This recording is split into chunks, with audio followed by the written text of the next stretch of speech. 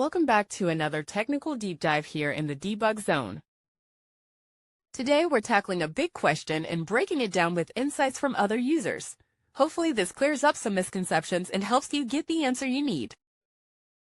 So buckle up, stay a little curious, and let's jump right in.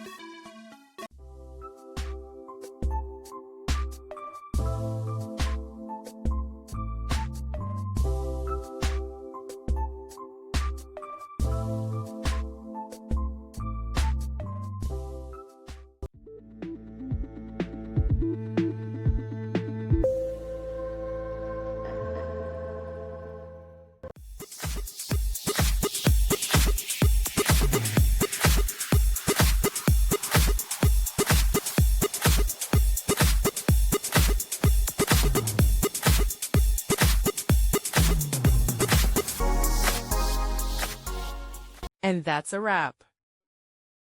I hope you found the answer you were looking for. If you did, take a second to hit that subscribe button. It really helps out.